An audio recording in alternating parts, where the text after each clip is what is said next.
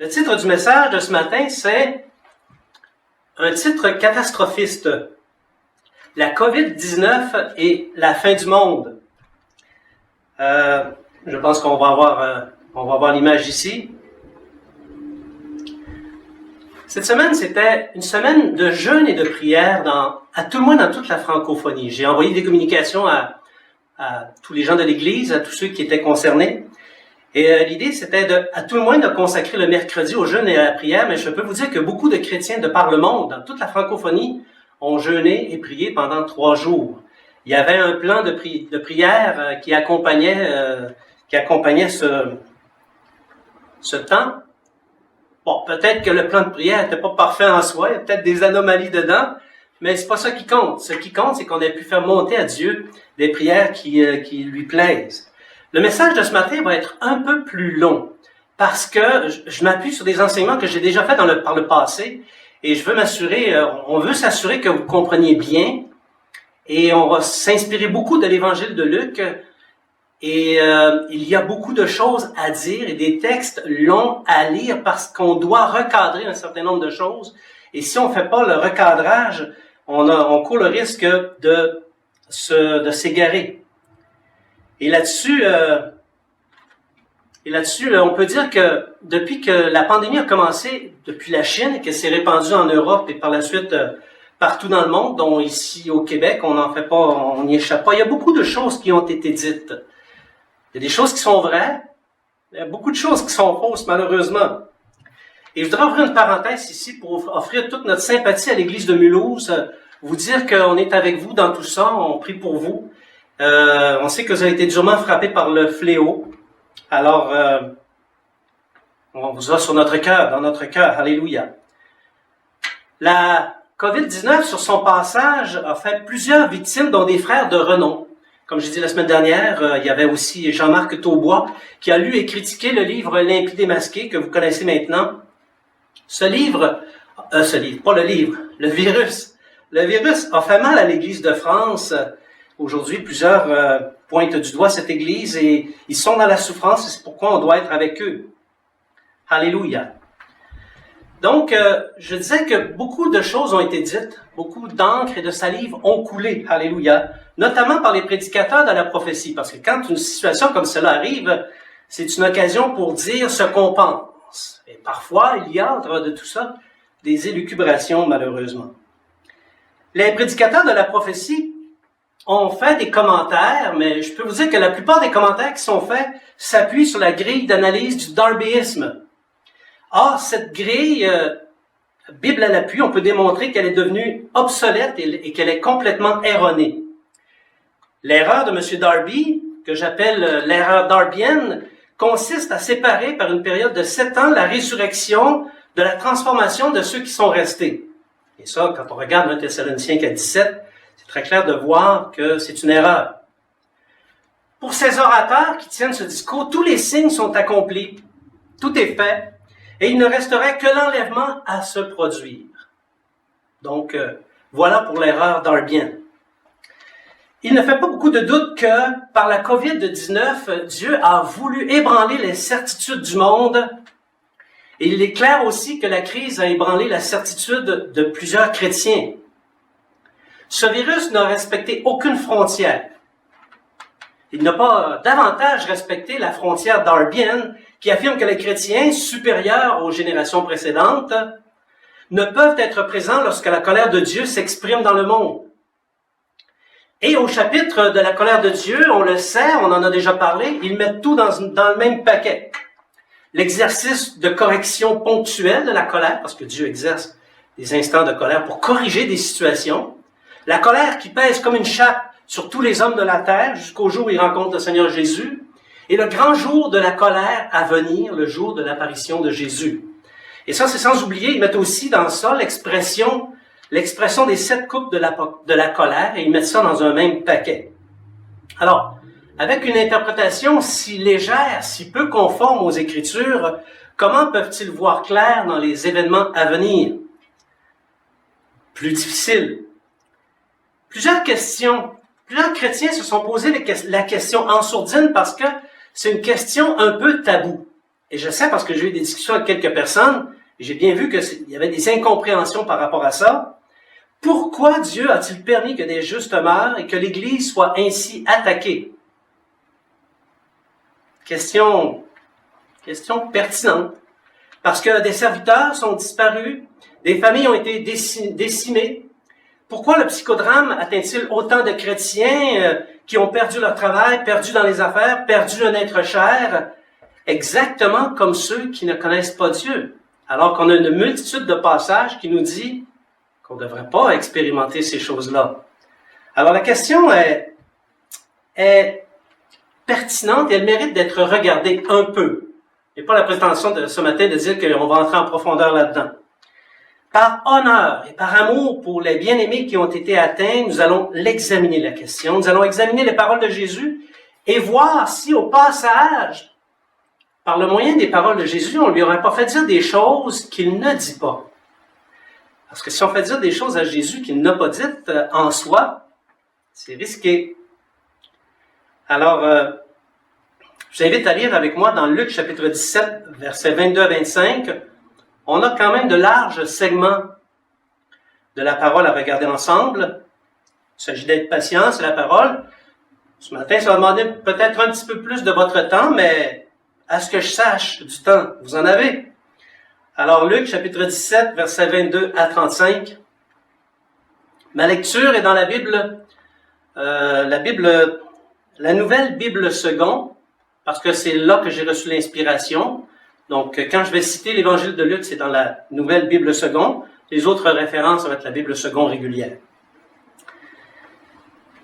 Et il dit aux disciples, « Les jours viendront où vous désirerez voir un seul des jours du Fils de l'homme, et vous ne le verrez pas. On vous dira, il est ici, ou il est là-bas, ou n'y allez pas, n'y courez pas. En effet, comme l'éclair brille d'une extrémité du ciel à l'autre, ainsi sera le Fils de l'homme en son jour. Mais il faut d'abord qu'il souffre beaucoup et qu'il soit rejeté par cette génération. Ce qui arriva au jour de Noé arrivera de même au jour du Fils de l'homme. Les gens mangeaient, buvaient, hommes et femmes se mariaient, jusqu'au jour où Noé entra dans l'arche. Le déluge vint et les fit tous disparaître. Il en sera aussi comme au jour de Lot.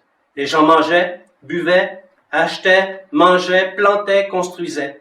Mais le jour où Lot sortit de Sodome, une pluie de feu et de soufre tomba du ciel et les fit tous disparaître. Il en sera de même le jour où le Fils de l'homme sera révélé. En ce jour-là, que celui qui sera sur le toit en terrasse et qui aura ses affaires chez lui ne descende pas pour les prendre, et que celui qui sera au champ ne retourne pas non plus en arrière. Souvenez-vous de la femme de Lot. Celui qui cherchera à sauvegarder sa vie la perdra, et celui qui la perdra la préservera. Je vous le dis cette nuit-là, de 2 personnes qui seront sur un même lit, l'une sera prise et l'autre laissée. 2 femmes qui moudront ensemble, l'une sera prise et l'autre laissée. Amen. À ce point-ci, on va demander au Seigneur Jésus de nous guider, parce que là, on entre dans l'analyse et on a besoin du Saint-Esprit. Amen. Seigneur, nous te prions afin que ta parole ce matin puisse entrer profondément dans nos cœurs et qu'elle y déloge les idées reçues, les idées préconçues, afin que nous puissions, d'un cœur sincère et honnête, t'honorer. Honorer les paroles qui sont sorties de ta bouche. Et non seulement, Seigneur, croire la parole qui est sortie de ta bouche. Alors je prie, Seigneur, afin que tu saisisses nos cœurs aujourd'hui. S'il y a des choses qui nous empêchent d'être réceptifs, Seigneur, on te demande de les enlever maintenant, que ton Saint-Esprit repose sur nous. Nous le demandons dans le beau nom de Jésus. Amen. Amen. Alléluia. Le passage qu'on vient de lire de l'Évangile de Luc reflète la pensée de Jésus. Et la pensée de Jésus était alimentée par les prophètes des Saintes Écritures, mais elle était aussi inspirée par le Saint-Esprit qui reposait sur Jésus. Et enfin, une chose qu'on doit dire, pour mettre en perspective, elle était alignée avec les connaissances personnelles qu'il avait du temps où il était dans le ciel, dans la présence du Père. Parce que Jésus a vu Abraham. Jésus a accompagné Abraham, de même que les prophètes, donc il connaissait la parole des prophètes, et probablement que, non seulement probablement, c'est lui-même qui les a inspirés aux prophètes, ces prophéties-là. Donc quand Jésus parle de la prophétie, c'est vrai. Et quand Jésus dit ces choses-là, nous devons le croire. Alléluia. Parce que Jésus est Dieu. Il est le Fils du Père, et il est Dieu. Amen. Donc, cet enseignement de Jésus dont on vient de faire la lecture et tous les autres que l'on retrouve dans les évangiles sont inattaquables. Si quelqu'un cherche à attaquer ça, bien, il s'attaque à la vérité. Or, nulle théorie, nulle extrapolation, nulle école, nul docteur, ni autre nul ne peuvent altérer ce que Jésus dit et enseigne. Personne ne peut altérer la parole de Jésus. Alors aujourd'hui, nous allons recadrer cet enseignement de Jésus. Nous allons examiner les temps et les circonstances où ces choses prendront place et on va dire des choses, on va aller un peu plus profondes cette semaine. Vous avez du temps pour le méditer, vous le prendrez, vous méditerez. Et enfin, on va déterminer, les temps et les circonstances, mais aussi le déroulement. On va regarder un peu le déroulement pour qu'on puisse se situer. Et au passage, on regardera la place qu'occupe le COVID-19. Alléluia. Vous êtes avec moi? Recadrer le contexte. Vous savez, aujourd'hui, dans nos jours, la parole prophétique a été polluée. Elle a été polluée de toute espèce de faux raisonnements et d'erreurs, et il y a lieu de recadrer le contexte de ces paroles. J'ai eu l'occasion d'écouter plusieurs docteurs qui sont vraiment, comment pourrais-je vous dire, qui sont vraiment enracinés sur les Écritures, des théologiens de haut niveau, plusieurs théologiens de haut niveau, qui ne connaissent pas nécessairement les enseignements que j'amène, et qui, malgré le fait qu'ils ne les connaissent pas, se distancient des pollutions de toute espèce qui se retrouvent actuellement dans la chrétienté. Le discours d'Arbien est une pollution. Et eux s'en distancient énormément. Pourquoi? Pourquoi réussissent-ils à s'en distancier? C'est parce que ils croient la parole. Et qu'importe leur allégeance ou leur dénomination, ils croient la parole. Et parce qu'ils croient la parole, on est capable de se rejoindre. Il y a un principe qui existe dans le domaine de la pensée humaine et elle s'applique aussi dans les segments du savoir. Okay? Elle s'applique dans tous les segments du savoir. S'il y a une erreur dans les prémices, c'est-à-dire dans les bases de l'analyse, bien, il va y avoir une erreur dans les conclusions. Si tu as une pensée rationnelle, tu comprends ce que je dis. Si tu es un scientifique, tu comprends ce que je dis. Une erreur dans les prémices entraîne une erreur dans les conclusions. Ça va de soi, n'est-ce pas? Donc, c'est exactement la même chose dans le domaine de l'interprétation. Si Jésus avait fait des erreurs dans son discours, il n'y aurait pas d'église aujourd'hui. Parce que erreur dans les prémices dit erreur dans les conclusions. Première question qu'on peut se poser, quelles sont les personnes visées par les paroles de Jésus? Le texte qu'on vient de lire. Le contexte démontre que dans un premier temps, ce sont les pharisiens qui ont posé la question. Ce ne sont pas les disciples qui ont posé la question. Les disciples, on l'a posé un peu plus loin, eux autres. Et aux pharisiens, le Seigneur Jésus a offert une réponse vague. Une réponse pas très élargie parce qu'il voulait garder la connaissance pour ses disciples. Et voici ce que Jésus a répondu aux pharisiens. Vous ne l'avez pas dans les passages. Le royaume de Dieu ne vient pas de manière à frapper le regard. On ne dira point, il est ici ou il est là, car voici, le royaume est au milieu de vous. C'est une réponse vague. Mais c'est quand même la vérité, parce que les disciples et l'action de Dieu parmi les nations, c'est le royaume de Dieu. Donc, par contre, dans un deuxième temps, Jésus s'adresse à ses disciples. Et à eux, il donne toute l'information. Et les informations qui nous sont parvenues des apôtres provenaient de la bouche de Jésus. C'est la raison pour laquelle, quand on lit les épîtres des apôtres, parfois il y a plus d'informations un peu que ce qu'on retrouve dans les évangiles. C'est parce qu'ils se souviennent de ce que Jésus a dit et ils l'ont écrit. Donc, à eux, il donne toute l'explication. Autrement dit, Dieu explique à ses disciples les choses qui vont arriver. Et moi, personnellement, je veux écouter Dieu. Sonder ce que Dieu dit. Pas les M&M, pas les Darbistes, de tous acabites de ce monde. Si Dieu dit ces choses, si Dieu dit que ces choses arriveront et que les disciples seront là, je crois Dieu. Je crois Dieu. Les disciples assisteront à tous ces événements du chapitre 17 et ils en sont avertis. Bon, j'entends quelqu'un dire ici, non, pas ici, j'entends quelqu'un dire à distance, wow, wow, wow, Jean, nous, on vivra pas les tribulations.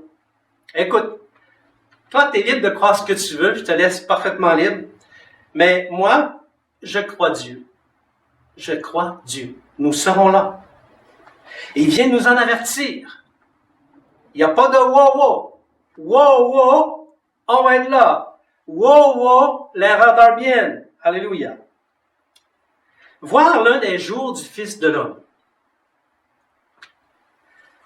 Donc, Dieu, en la personne de Jésus, a bien averti ses disciples. Les paroles de Jésus laissent entendre, dans le texte qu'on a regardé, que beaucoup de temps passera avant que les disciples ne voient l'un des jours du Fils de l'homme. C'est comme s'il exprimait une forme d'impatience là-dedans. Et vous allez comprendre pourquoi c'est le cas. Il y a de l'impatience. Vous savez, nous adhérons à la théologie des 7 églises qui se découpent dans le temps. Donc, la première église était celle d'Éphèse. Tous les disciples de l'église d'Éphèse disaient « Jésus revient bientôt ». Le mot, c'était « Maranatha », mais ils disaient « Jésus revient bientôt ». Tous les disciples de l'église de Smyrne disaient « Jésus revient bientôt ». Ceux de Thyatire disaient « Jésus revient bientôt ». Ceux de Pergame aussi.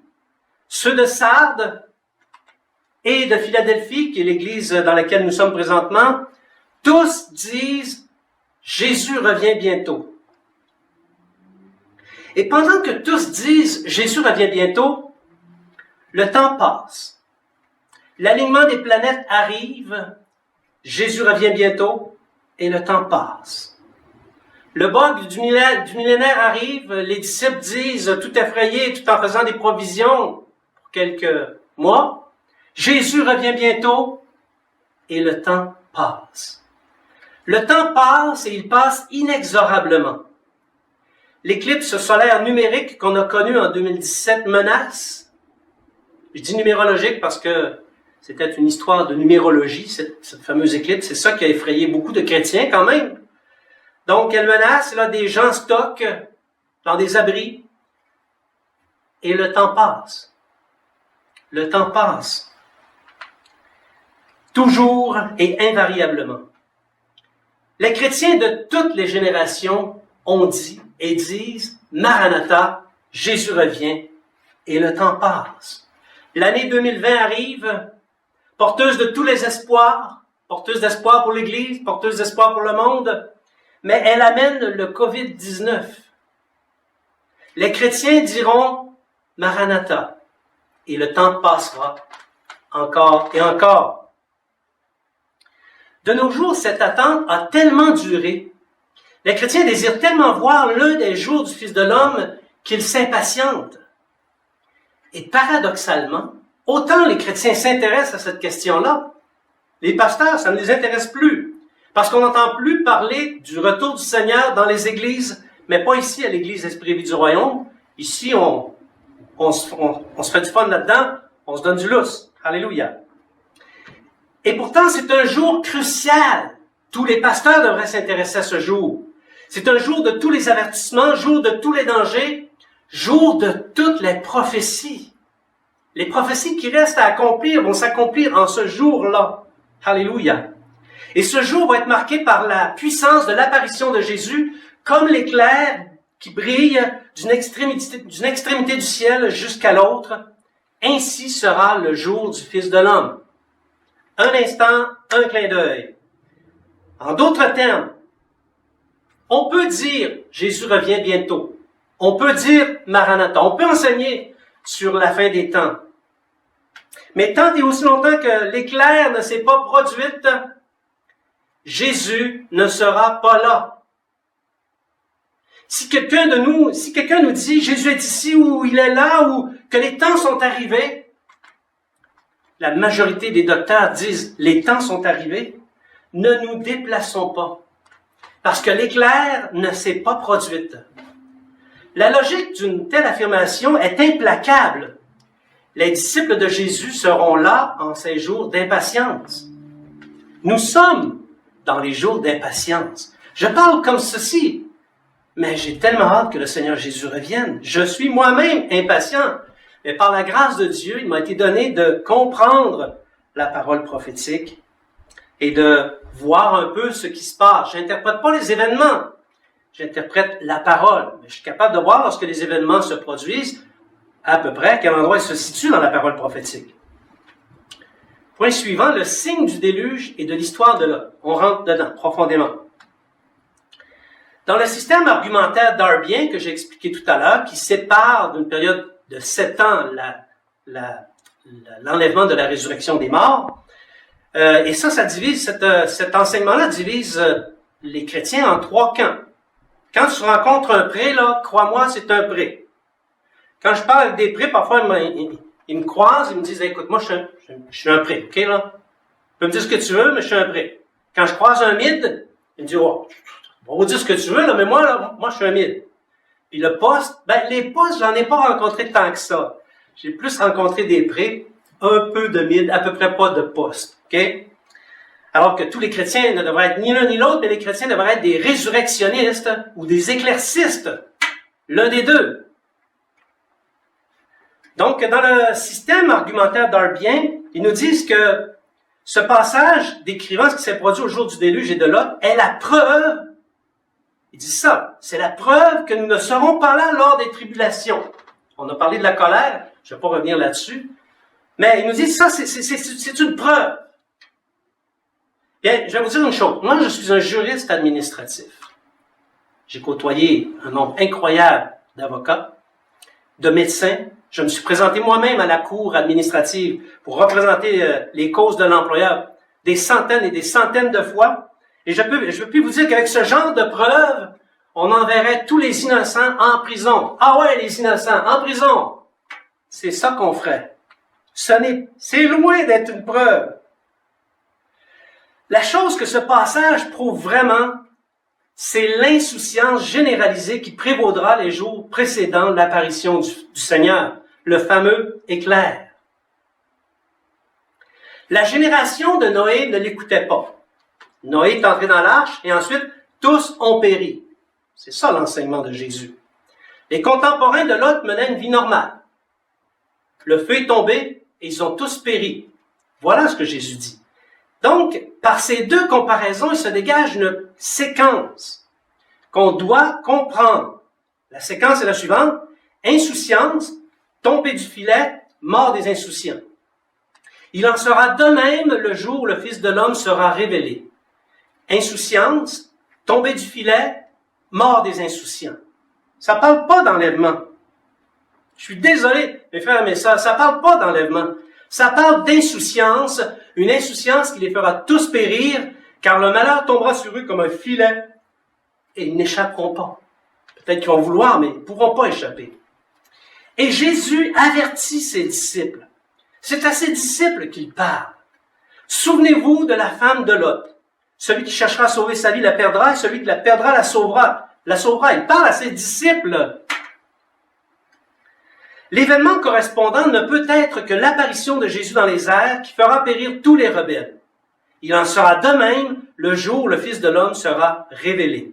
Insouciance,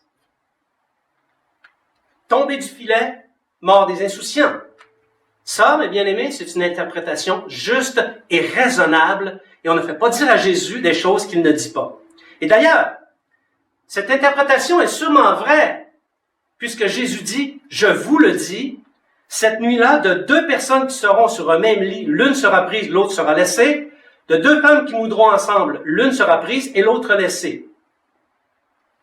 Ce passage est généralement associé, à juste titre, à l'enlèvement de ceux qui sont restés, les vivants qui sont restés. Okay? Et il se situe en même temps que l'apparition du Seigneur dans les airs, l'éclair qui traverse le ciel. On peut même dire, Jésus apparaît le jour, et la résurrection, de même que la transformation de ceux qui sont restés vivants, se produit la nuit. Cette nuit-là, de 2, l'un sera pris, l'autre sera laissé. Alors, Jésus savait ce qu'il disait. Moi, je crois Dieu. Et Jésus donne ces avertissements pour illustrer l'état d'insouciance du monde et de la surprise qu'ils auront, rien d'autre. Et si l'Église ne révise pas ses manières de voir et d'entrevoir la théologie sur la fin des temps, elle sera surprise, croyez-moi. Et il y a des passages dans la Bible qui nous parlent de cette surprise, de cette confusion qui va atteindre les croyants qui pensent qu'ils ne devraient pas être là et lorsqu'ils vont la vivre, vont être complètement désemparés.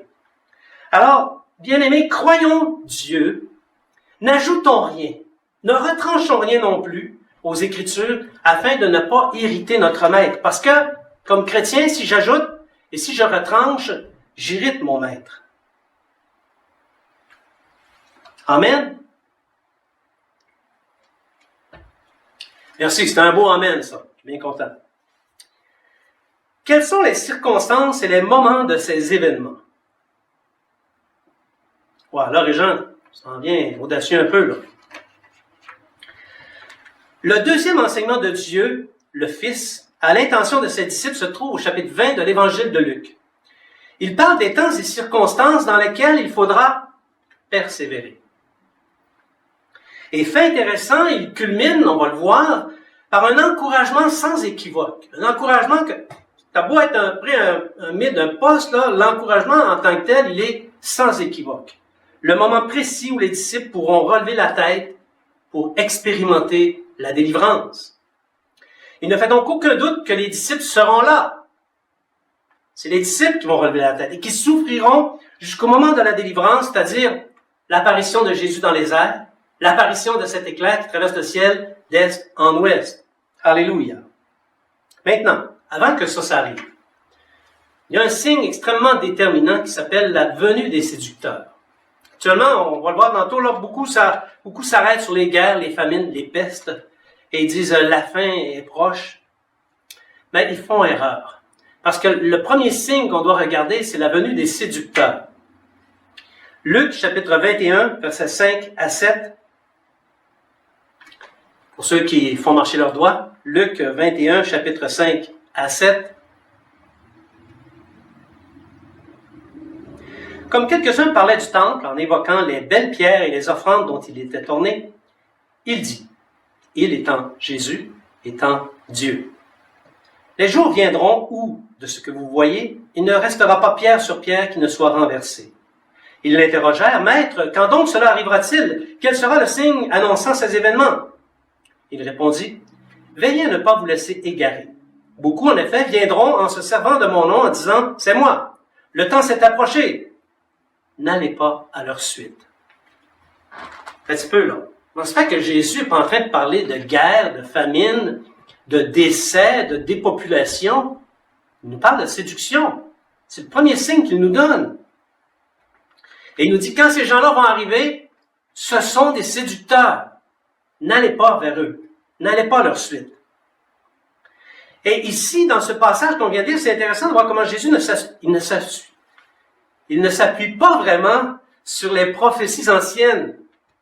Il parle de son fond. Et c'est de son fond qu'il nous dit de prendre garde afin de ne pas être ou se laisser égarer. Il nous dit de ne pas aller à la suite de ceux qui disent « C'est moi, le temps s'est approché, tout est accompli ». Si dans ton entourage, il y a un docteur qui dit ça, le temps s'est approché, tout est accompli, ne va pas à sa suite. C'est un trompeur, un séducteur. Malheureusement, il y en a plusieurs parmi ces gens-là qui sont parmi nous présentement. Donc, on ne peut pas dire qu'il n'y a pas de séducteurs aujourd'hui. Il y a des séducteurs. En fait, il y en a une méchante gang, ok? Bon. Quelle est leur caractéristique?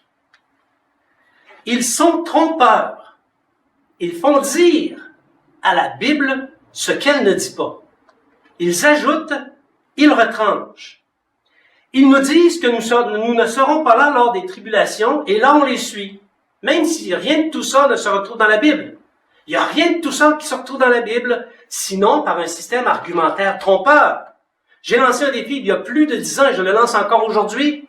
Si quelqu'un m'amène un passage qui dit que les disciples ne vivront pas les tribulations, qu'ils vont passer au travers des tribulations, qu'ils vont être enlevés avant les tribulations, je vais changer mon fusil d'épaule. Mais vous ne le trouverez pas parce qu'il n'existe pas. La seule chose qui existe, c'est un système argumentaire trompeur, des arguments. Même avec 100 arguments, je ne peux faire la preuve d'une chose. 2000 arguments, c'est intéressant, mais ce n'est pas une preuve. D'ailleurs, 2000 arguments, ça existe pas, OK? Mais ici, on a certainement 10, 15, 20 arguments qui nous disent on va être enlevé avant les tribulations. Ça n'arrivera pas, c'est un système argumentaire, il est trompeur. Il y a un grand séducteur qui viendra. Ceux qui ont lu l'Impie démasqué savent qui il est, et ceux qui ne l'ont pas lu, bien, je vous invite à commander et acheter le livre L'Impie démasqué, et vous allez savoir qui est le grand séducteur qui va venir. Lui, croyez-moi, il en séduira beaucoup, et même s'il est possible, les élus. Et pour les séduire, qu'est-ce qu'il va faire? Il va utiliser la parole de Dieu, parce que les élus aiment la parole de Dieu. Et lui, s'il réussit à séduire un, ou deux, ou des élus, il va jubiler, il va être extrêmement content. Donc, c'est de lui dont les Écritures nous avertissent de prendre garde afin de ne pas être trompés. Les séducteurs viendront et c'est un premier signe. Guerres et persécutions. On y arrive. Maintenant, je vous invite à lire avec moi dans l'Évangile de Luc, le chapitre 9 jusqu'à 19. Luc, chapitre 21, Luc, chapitre 21, versets 9 à 19. Même à distance, je ne m'améliore pas, vous le voyez. Ça dit ceci, « Quand vous entendrez parler de guerre et de désordre, ne vous effrayez pas, car cela doit arriver d'abord. Mais la fin n'est pas pour tout de suite. » Alors il leur disait, « Une nation se dressera contre une nation, un royaume contre un royaume. Il y aura de grands tremblements de terre, et dans divers lieux des pestes et des famines. Il y aura des phénomènes terribles et de grands signes du ciel. Mais avant tout cela, on mettra la main sur vous et on vous persécutera. On vous livrera aux synagogues, on vous jettera en prison, on vous mènera devant des rois et des gouverneurs à cause de mon nom. Cela vous amènera à rendre témoignage. Sachez bien que vous n'avez pas préparé votre défense, car moi je vous donnerai une parole, une sagesse à laquelle tous vos adversaires ne pourront s'opposer et qu'ils ne pourront contredire. Vous serez livrés même par des parents, des frères, des proches et des amis. On fera mettre à mort plusieurs d'entre vous. Vous serez détestés de tous à cause de mon nom. Mais pas un seul cheveu de votre tête ne sera perdu. Par votre persévérance, acquérez la vie, où vous serez sauvés. Les guerres et les famines. À partir du moment où on sait que l'histoire regorge de récits de guerre, de famine et de peste, je pourrais vous en énumérer. Et ce n'était pas des petites guerres, des petites pestes, c'est des dizaines de millions de personnes qui ont été emportées lorsque ça s'est arrivé. Donc, on peut dire qu'on ne peut pas vraiment nous appuyer trop fort sur ce signe parce qu'il n'est pas un indicateur précis. Toutefois, ces fléaux qu'on a nommés vont se produire aussi dans les jours précédents, le jour du Seigneur. C'est vrai qu'on a le COVID-19. Et ce virus est une plaie associable à la peste en termes génériques. Parce que la Bible ne distingue pas, la Bible c'est pas un cours de science, là. On va pas faire la distinction entre les virus, les bactéries, etc., hein. On va pas qualifier, donner un nom. On l'appelle la peste. Ce sont des plaies. Et d'ailleurs, au passage, je veux vous emmener à une réflexion. Saviez-vous qu'un virus n'est pas vivant? Lorsque j'ai écrit l'Impie démasqué, je me suis intéressé à cette question-là. Il y a quand même une composante génétique intéressante. Et puis j'ai eu l'occasion de discuter ça avec plusieurs personnes. Et j'ai encore lu tout récemment là-dessus. Et je me souviens, je parlais avec un éminent physiologiste. Je lui disais ça, qu'un virus n'est pas vivant. J'étais avec quelqu'un d'autre et l'éminent physiologiste a dit « M. Maltais, vous avez raison. Un virus, ce n'est pas vivant parce qu'il ne correspond pas aux définitions qu'on connaît de la vie. Donc, sous une forme ou une autre, c'est un code de programmation génétique. » C'est quoi cette affaire-là, Régent? Ben, c'est comme les virus informatiques. Tu sais, quand tu cliques sur le lien, il ne fallait pas que tu cliques. Il y a quelque chose qui rentre. Là, ça fait du dommage. Ça infecte ton ordinateur, mais en code binaire. Okay? Donc, ce sont les pirates informatiques qui créent ces logiciels dévastateurs et qui les déploient dans les ordinateurs. Et ça fonctionne assez bien parce que le marché des antivirus est assez lucratif.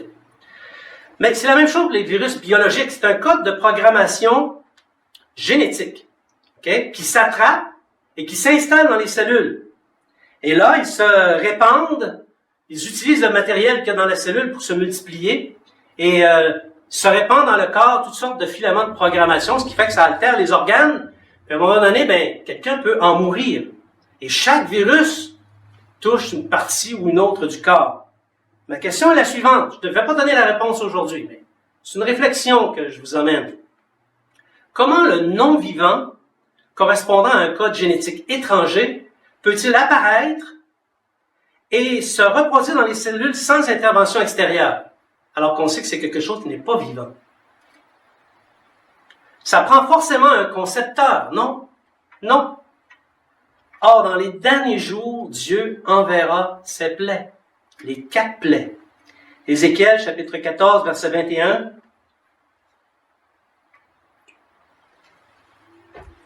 Ézéchiel, chapitre 14, verset 21.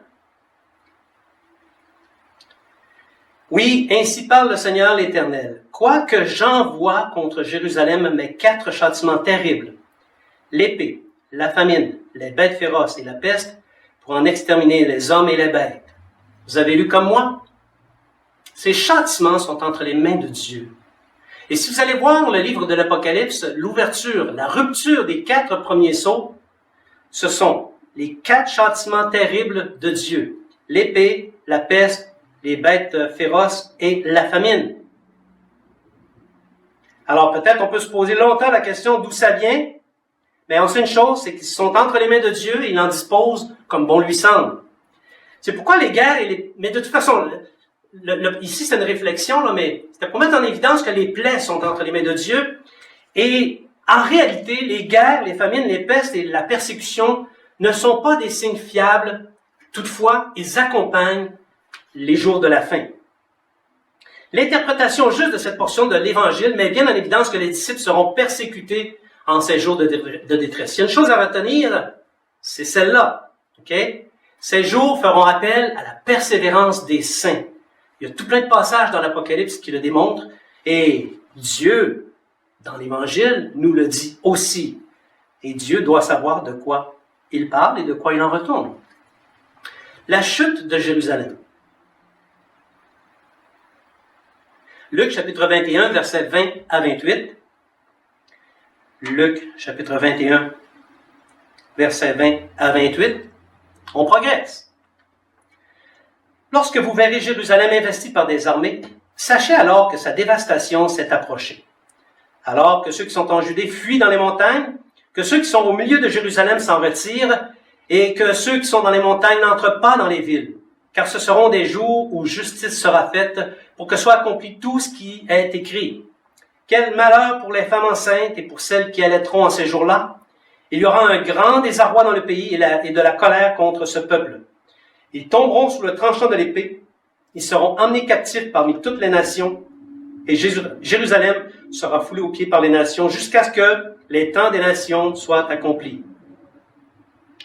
À partir d'ici, il est juste de voir ce qu'on appelle une superposition prophétique. Certains auteurs vont parler de brèche prophétique, mais ça revient au même.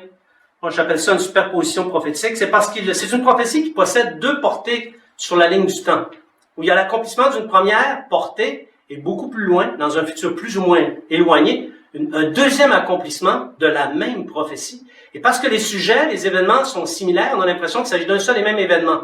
Mais il faut les distancer parce qu'il y a une période de temps qui s'insère obligatoirement à l'intérieur.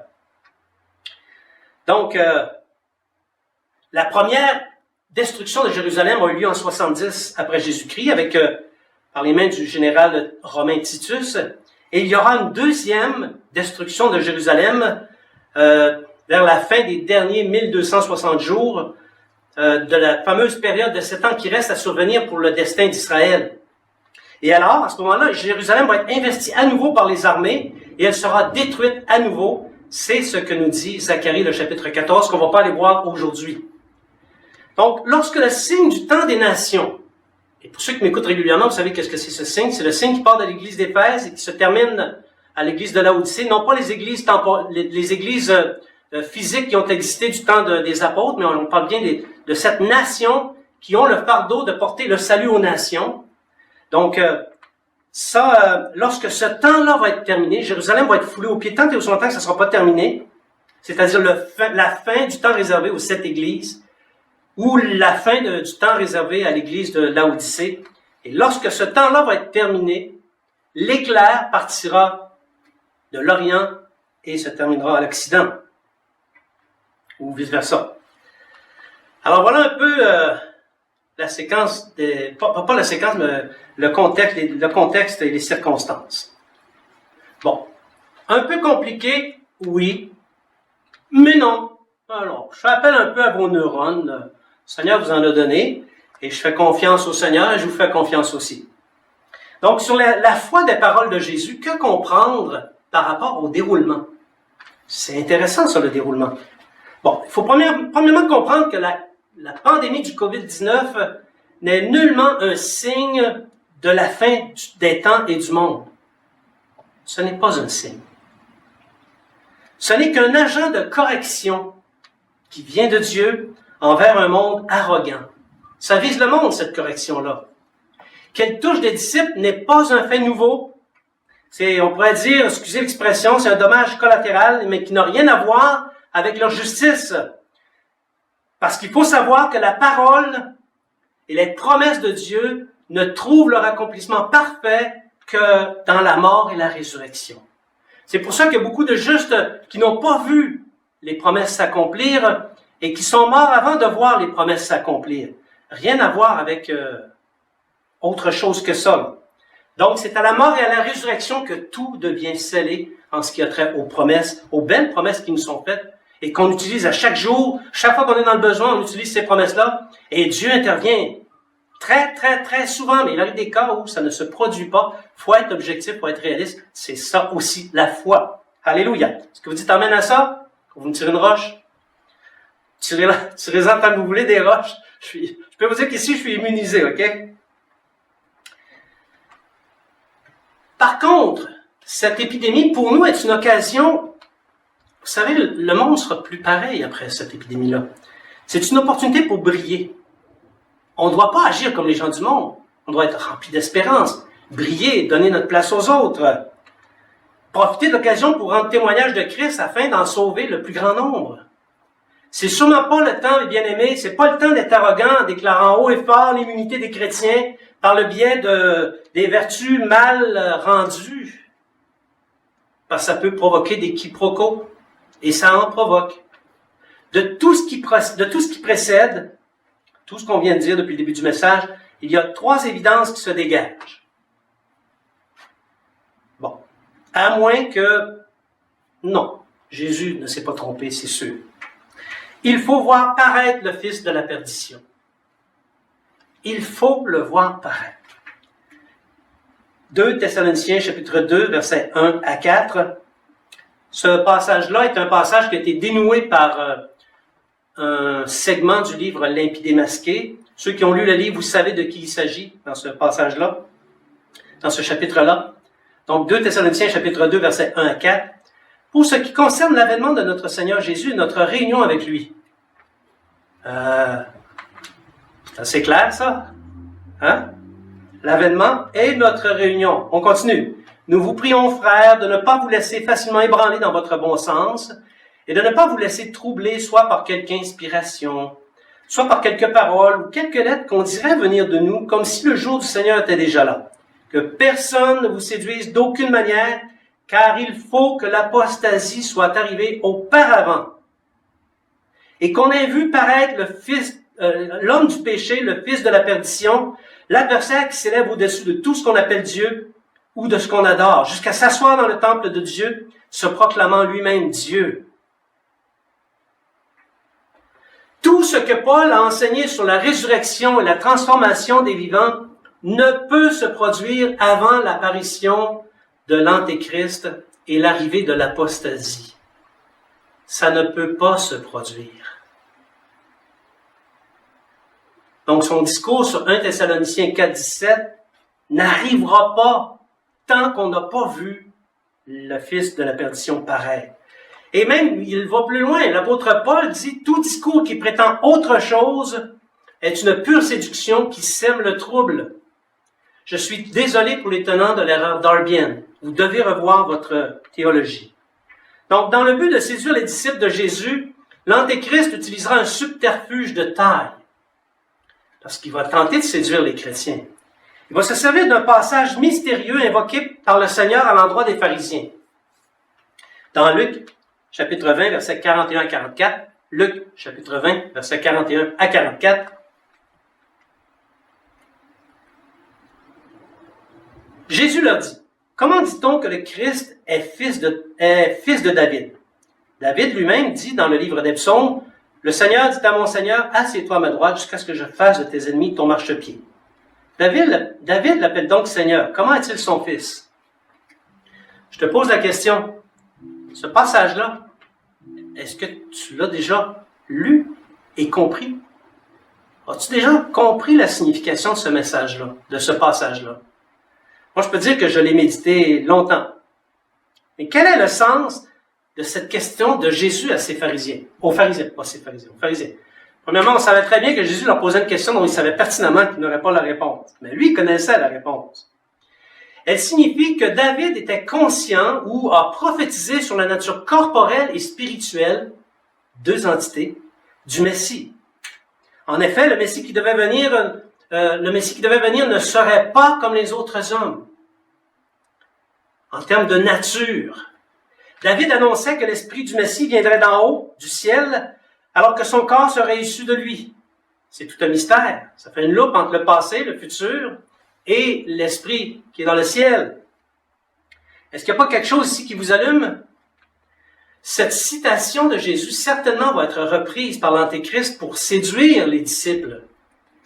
Il dira certainement quelque chose comme ceci. « Voici, je suis le Christ, le fils de David. David a prophétisé sur moi. Il savait que je serais issu de lui et que mon esprit viendrait des jours d'autrefois. Je viens de Dieu, je ne suis pas comme les autres hommes. » C'est pour ça que la Bible dit que l'Antéchrist va être différent des autres hommes. Donc, en réalité, autant Christ que l'Antéchrist auront une composition, vous comprenez, ok? Biologie davidienne, un corps issu de la descendance de David et un esprit préexistant. Tirez la conclusion que vous voulez, ok? Donc, ainsi revêtu, notre ami l'Antéchrist va être revêtu de l'autorité sur tous les hommes du monde. Et là, il va commencer à les détruire. Et son argumentaire va être simple. Il va dire, je mets les ennemis de Dieu, j'en fais son marchepied.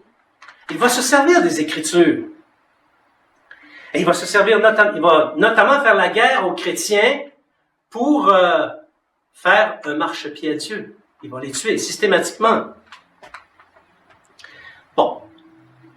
Les conséquences de ce constat. Si tu as trouvé ça dur jusqu'ici, de m'écouter, je te conseille de peut-être fermer l'écran ou d'attendre un peu plus tard pour écouter la suite, ok? Les conséquences de ce constat. L'Antéchrist n'apparaît qu'après le son de la 7e trompette. T'as beau me dire n'importe quoi, mais si t'es n'importe quel docteur, je les connais les docteurs, je sais qu'est-ce qu'ils disent, ok? C'est à la 7e trompette que l'Antéchrist paraît. La conséquence, c'est que tout ce qu'il y a avant, c'est lourd, n'est-ce pas? On va le vivre. Nous serons témoins de l'ouverture des 7 sceaux. Si le COVID-19 t'inquiète aujourd'hui, prépare-toi. Guerre, famine, bêtes sauvages et mortalité plaies vont être au rendez-vous. Les quatre châtiments de Dieu. Nous serons témoins de il va y avoir des belles choses aussi. On va être témoins de la conversion de beaucoup de Juifs et de la venue des 144 000 Juifs Naziréa, prémisse de l'agneau. On a peut-être des préoccupations écologiques au moment où on se parle, mais on va certainement voir brûler le tiers de la terre, de l'herbe et des arbres. On va voir le tiers de la mer devenir du sang. Le tiers de tout ce qui est mourir, incluant les bateaux. On va voir une étoile tomber sur le tiers des sources d'eau vive pour les empoisonner. Des millions vont mourir de ces eaux devenues amères.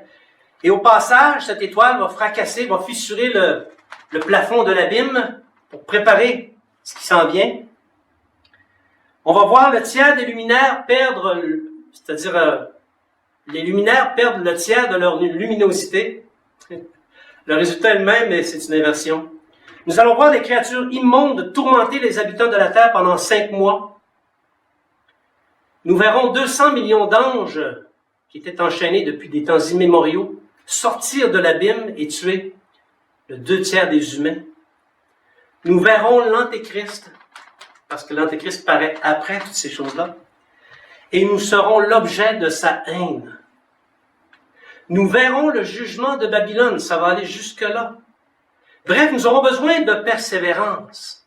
Ça va être dur, c'est ça que les prédicateurs doivent faire. C'est comme ça qu'ils doivent enseigner. Ils doivent avertir les disciples afin qu'ils se préparent, parce que ça va être dur. Et si tu n'es pas préparé, tu vas fléchir, tu vas tomber, tu vas être emporté. On ne veut pas être emporté. Mieux vaut connaître une vérité qui nous affranchit qu'une vérité qui nous lie, puis au moment voulu, elle nous conduit à la perdition. C'est la vérité qu'on veut. On va avoir besoin de persévérance avant que Jésus ne vienne comme un voleur dans la nuit.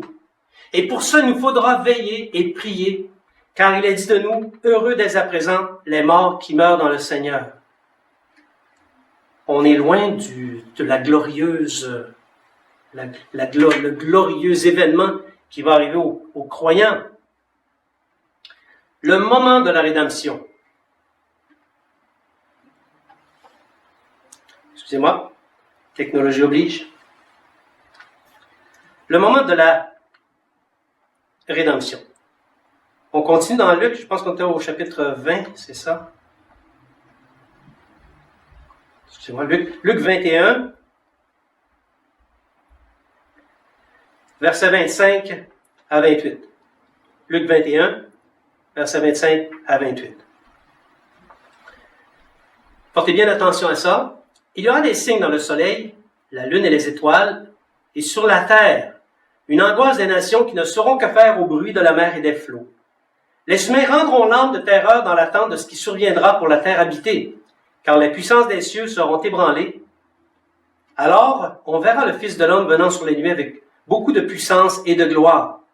Quand cela commencera d'arriver, redressez-vous, levez la tête parce que votre rédemption approche. Après le temps de l'Église de Laodicée, qui correspondra à la fin du temps des nations, alors les puissances des cieux seront ébranlées. Ça aussi, c'est tout un signe. Et il faut que ça arrive avant, parce que Jésus a dit, quand ces choses-là arriveront, gardez-vous d'être troublés.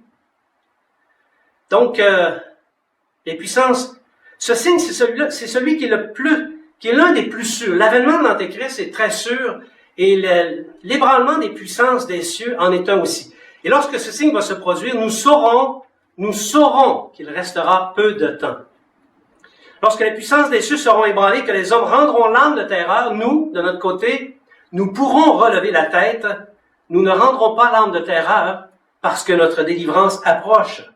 Christ apparaîtra dans les airs, il rassemblera ses élus en ressuscitant premièrement les morts, et après seulement il transformera les vivants qui seront restés pour l'avènement, et là il réunira ses disciples. Et c'est là, et ça va provoquer cet événement, un immense tremblement de terre qu'on retrouve au chapitre 16 du livre de l'Apocalypse. Et c'est à ce moment que on va se réjouir, on va monter dans la présence du Seigneur. La guerre contre ces impies ne commencera pas tout de suite. On va premièrement aller se réjouir dans la présence du Seigneur. Dieu va nous consoler. S'il y a une larme dans nos yeux, il va l'essuyer de ses propres mains. Et nous allons partager un repas, le repas de l'agneau, pendant une période de 30 jours. Et suite à cette période, les rebelles, les injustes et les impies n'auront qu'à bien se tenir. Nous arrivons pour les combattre. Alors ici, je suis rendu à la conclusion. J'espère que vous êtes toujours avec moi. Donc, c'est un message de Jésus à l'endroit de son Église. Jésus ne veut pas que son Église soit comme une poule pas de tête. Vous avez tous vu qu'est-ce que c'est qu'une poule pas de tête.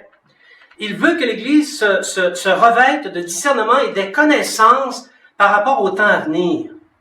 Jésus veut que l'Église se dégage des pièges séducteurs, de ceux qui nous disent Les temps sont là, tous les signes sont accomplis, mais aussi, il veut qu'on s'éloigne des séducteurs, qu'on se prépare à la venue dans l'Antéchrist. Il ne fait aucun doute que nous allons voir apparaître l'Antéchrist.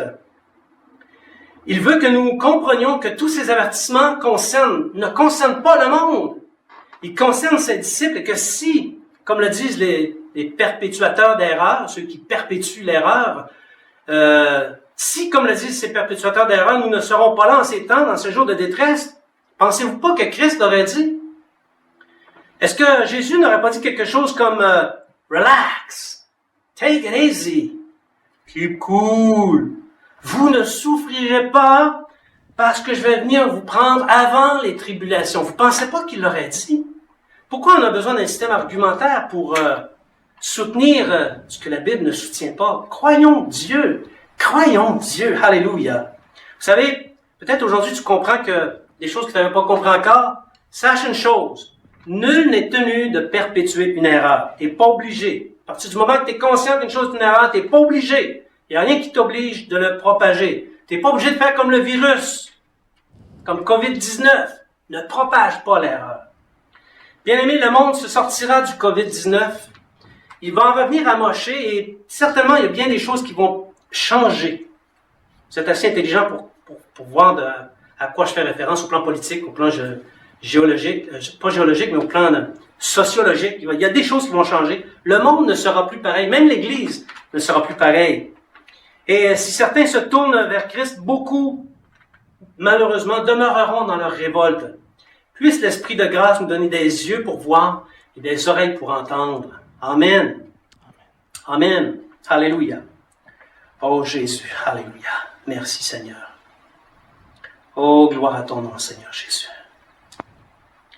Merci Seigneur. Alléluia. Peut-être que le message de ce matin est un message que tu n'avais pas attendu. Peut-être que ce sont des paroles que tu as trouvées dures, que tu as trouvées choquantes. Mais il reste une chose, c'est que c'est la parole de Dieu. Et la parole de Dieu est vraie, elle est immuable. Et le Saint-Esprit ce matin nous convie à faire du ménage dans nos pensées, à enlever ces sillons profonds dans notre cerveau qui ont été occasionnés par l'erreur darbienne. Le Seigneur Jésus veut que nos yeux s'ouvrent, que nos oreilles entendent, afin que nous soyons prêts. Et les circonstances de celles d'aujourd'hui sont des circonstances propices à la réflexion, propices à la remise en cause. Plein de disciples se remettent en cause, plein de gens dans le monde se remettent en cause. Et il va y avoir un mouvement surnaturel et un mouvement spirituel suite à ça. Alors, ce matin, peut-être que tu es touché par ce message. Je voudrais prier pour toi et demander au Seigneur de poser sa main sur toi et de faire son œuvre en toi. Alors, je t'invite simplement à fermer les yeux et à adopter cette attitude de prière aussi. Peut-être même prier, m'accompagner dans la prière. Seigneur Jésus, nous te remercions pour ta parole. Nous te remercions parce que ton esprit veut nous avertir. Dieu, le Père, a exprimé de sa bouche ce que nous avons lu dans l'évangile de Luc, afin que nous soyons prêts, car les temps qui viendront seront très difficiles et feront appel à la persévérance. Et tu veux, Seigneur, que nos âmes, que nos cœurs, que nos esprits soient préparés, qu'ils soient capables de faire face aux séductions lorsqu'ils vont arriver, aux signes qui vont se produire, mais aussi à la tribulation lorsqu'elle va se produire.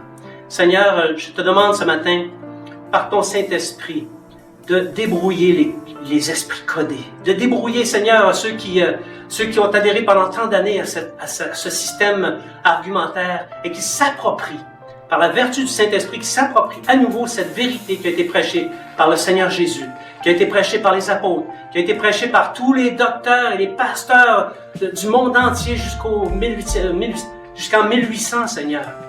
Oh Jésus, je prie afin que tes frères et tes sœurs aujourd'hui se sentent rassurés par ce message. Je prie que tu les gardes, que tu les protèges. Je prie, Seigneur, afin que ton œuvre s'accomplisse. Garde ton Église, Seigneur. Garde tes disciples. Donne-nous d'être en paix dans tout ça, Seigneur. Donne-nous d'être victorieux et accomplis pour nous les promesses. Nous le demandons en toute humilité, dans le beau nom de Jésus. Amen. Amen. Alléluia.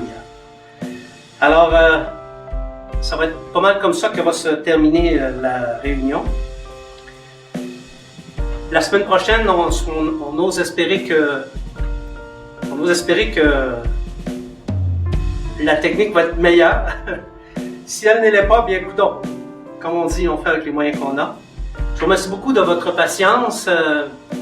Si vous êtes capable, dans la semaine qui s'en vient, de partager du beau nom du Seigneur Jésus, tenez-vous avec des frères, mais pas beaucoup, puis respectez les distanciations sociales.